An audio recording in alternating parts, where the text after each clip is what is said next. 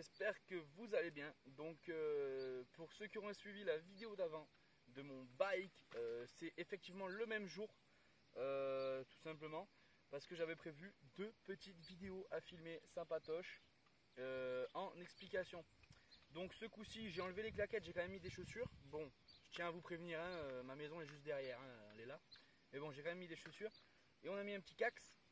Alors n'oubliez pas avant toute chose de vous protéger, faut pas être en short et en t-shirt. Je répète, j'ai vraiment la maison qui est juste derrière en fait. Donc bon, petite parenthèse fermée, j'espère que tout le monde va bien. Moi j'ai une patate d'enfer, mais d'enfer. Donc voilà, je vous présente mon nouveau petit bébé, mon nouveau joujou que j'ai acheté, donc une YCF donc de 2020. Le modèle c'est le modèle pilote de l'YCF 125 pilote. Donc je l'ai acheté telle quelle, elle était comme ça.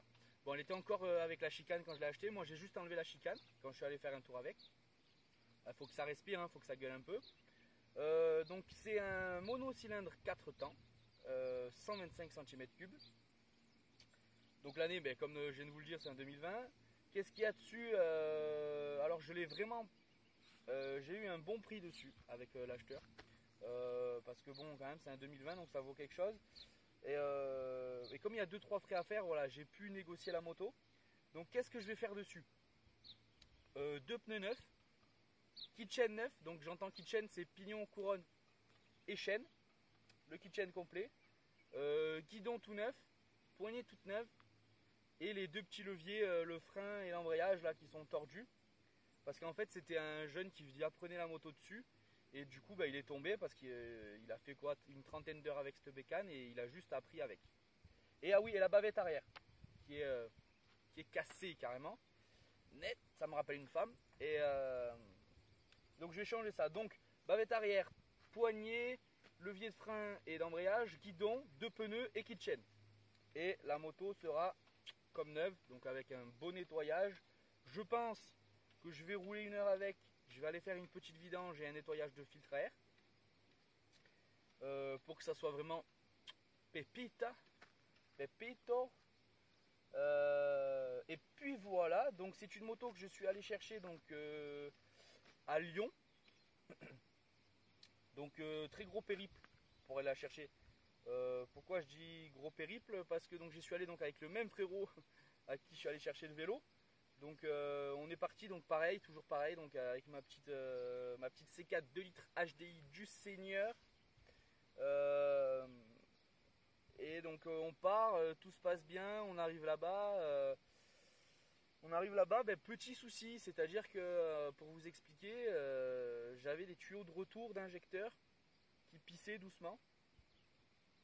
Et ça fumait un peu, j'ai dit bon, il va falloir qu'on trouve un bout de tuyau, que je refasse ça, machin.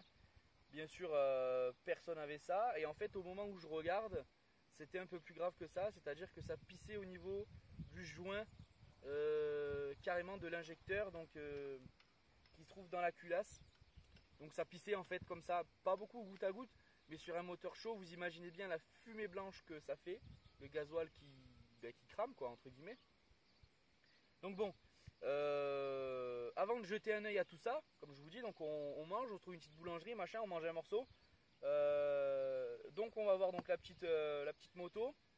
Ah, ce que je vous ai pas dit, je remettrai aussi un cache-chaîne là. Normalement il y a un cache-chaîne et il est cassé. J'ai préféré donc l'enlever pour pas qu'il tape dans la roue. Donc je le mettrai en neuf. Donc on arrive devant la petite moto. Donc je fais l'essai, machin, tout se passe bien. Je négocie le prix avec le gars par rapport aux frais qu'il y a à faire, tout ça.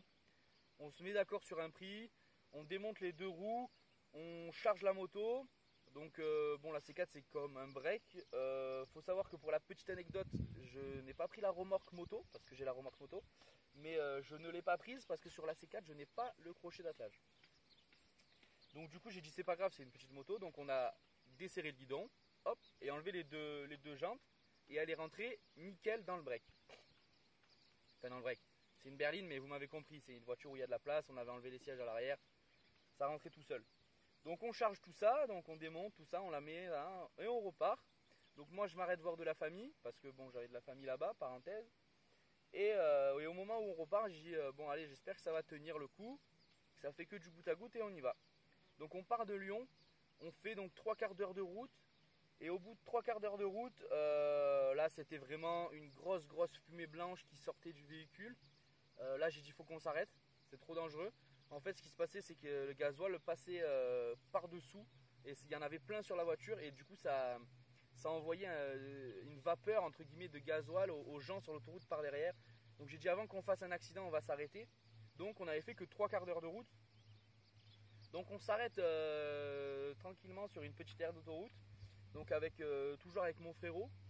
Là je lui dis bon là c'est la merde. Donc j'appelle l'assurance parce que quoi faire à 3 heures de route de chez toi. Enfin plus que ça, il me restait 3h30 de route. Donc j'appelle l'assurance, bon ça va je suis bien assuré, dépannage 0 km compris tout ça. Je dis ramenez-moi la voiture chez moi. Enfin ils m'ont dit non ça marche pas comme ça monsieur, il faut la ramener au garage le plus proche. Je dis non moi je suis pas d'accord, je suis garagiste, je veux pas payer une somme. Elle m'a dit mais vous n'êtes pas obligé de la réparer, tout ça bon. Donc ça a été des longues minutes au téléphone, on a bien cru qu'on allait dormir dehors. Au final, je vous la fais courte l'histoire. Donc au final le dépanneur super gentil, si tu vois la vidéo grosse dédicace à toi parce que j'ai pris son snap et tout. Un mec c'était une pépite, ça s'est super bien passé. Donc il vient nous chercher sur l'aire d'autoroute, on va donc au garage, c'était garage Renault qui est à 1 km de l'autoroute. Et donc on décharge la voiture, tout ça, donc toujours la moto dans la voiture. Donc voilà, faut pas oublier. Et donc l'assurance nous dit bon voilà, vous laissez la voiture là, on vous loue une voiture, enfin tout à la charge de l'assurance, on n'a rien payé. On vous loue une voiture et vous rentrez chez vous. Ok d'accord.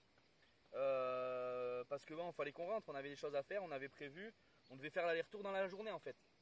Au final, ça s'est arrivé en fin d'après-midi parce que bon quand même c'était l'aller-retour dans la journée, donc on est tombé en panne, on s'est arrêté, c'était 4h30, 5h, on s'est fait dépanner à 5h15 et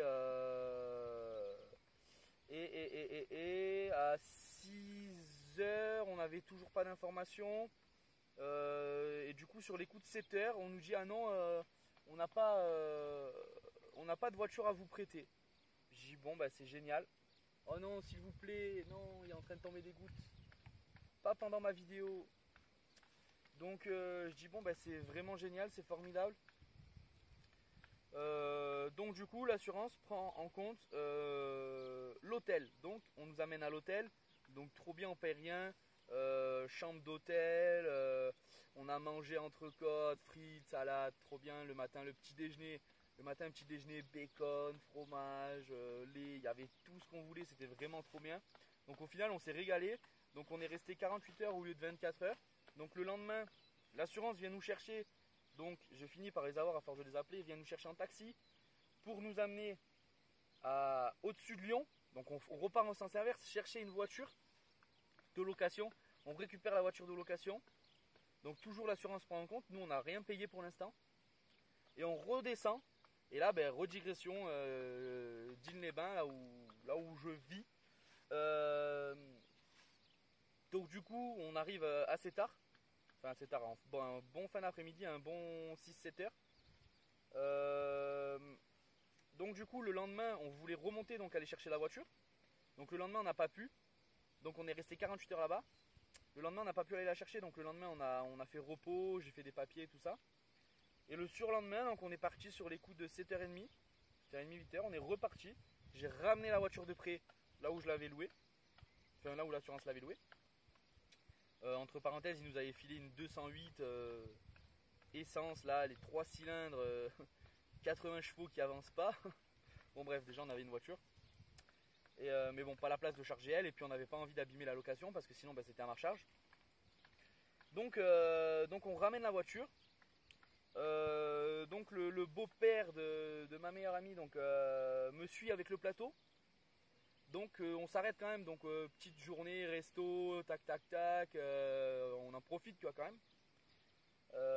Donc on pose la voiture, on récupère donc la C4 qui avait donc la moto dedans. Renault était super gentil sur les 4 jours de gardiennage, ils m'ont fait payer qu'une journée.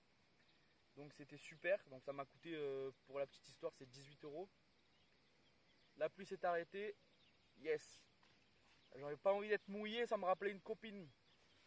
Et donc du coup on charge la voiture et la journée du coup bien passée parce que le matin donc on a ramené la voiture, enfin on a mangé, on est arrivé, on a mangé, on a ramené la voiture et on est cherché la C4. Donc mine de rien, à l'aller on a mis je crois 4h15 avec le plateau, vu que c'était un peu plus loin que Lyon.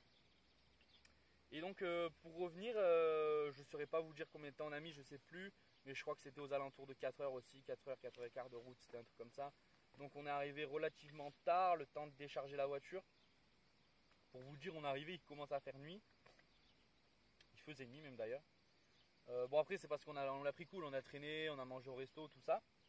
Donc on décharge la C4 et du coup la C4, le pronostic du coup c'est les joints d'injecteur et les tuyaux de retour. Ils percent, qui fuient. Donc il va falloir que je m'en occupe. Mais c'est pas grave, donc dans l'histoire j'ai récupéré mon bébé qui est là. Donc je voulais vous le raconter parce que c'est assez rigolo. Enfin assez rigolo. C'était rigolo pour nous qui l'avons vécu. Mais c'est vrai que je sais pas si si le contexte de la vidéo vous plaira. Je l'espère. Donc voilà, donc j'ai cette petite 125 que je vais mettre des petites pièces toutes neuves. Ça va être mon petit bébé. Et donc dans la vidéo où je présente le Rocky Mountain, là, mon bike de descente, mon petit vélo, je vous parle qu'il y a sûrement une bécane qui va arriver, mais en fait il y en a peut-être deux. Donc je vous spoilerai pas plus, mais voilà, j'en dis pas plus, peut-être que ça se fera, peut-être que non, ça dépendra des vendeurs. Normalement, il y en a deux qui vont arriver. Donc à voir par la suite. Je vais quand même vous faire un petit démarrage de la 125, parce que du coup je l'ai déchicané et on dirait un 4,5 qui tourne. C'est assez rigolo. Donc je vais vous faire ça.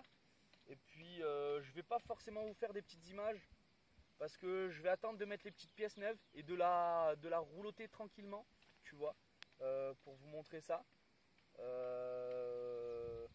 J'irai sur terrain, on vous montrera ça, la tenue, le machin, avec le beau petit casque tout neuf.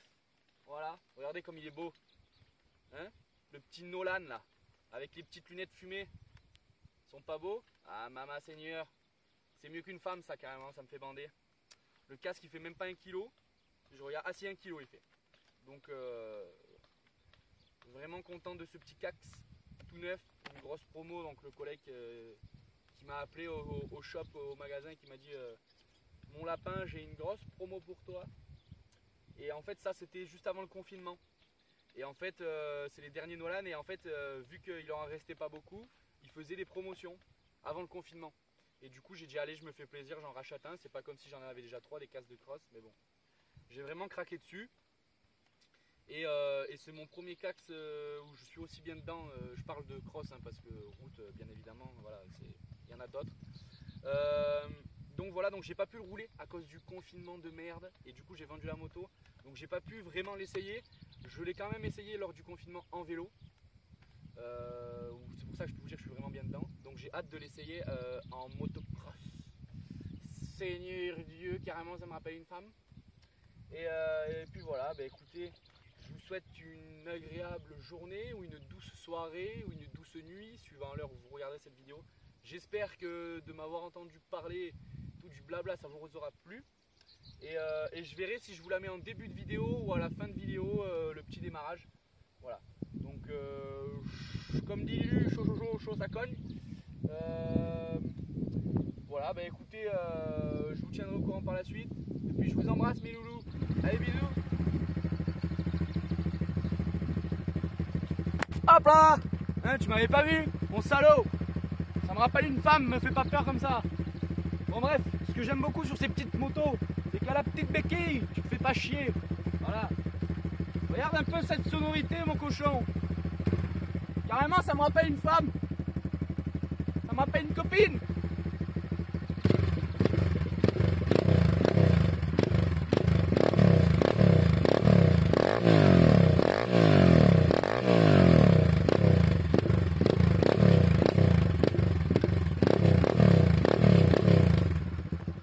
Voilà, je vous vois venir dans les commentaires. La moto elle est chaude. D'accord. Alors calme-toi Jean-Louis du 13. Ou Jean-Louis je ne sais qui. Façon de parler, cochonne. Maman Seigneur, elle est pas belle la petite moto là.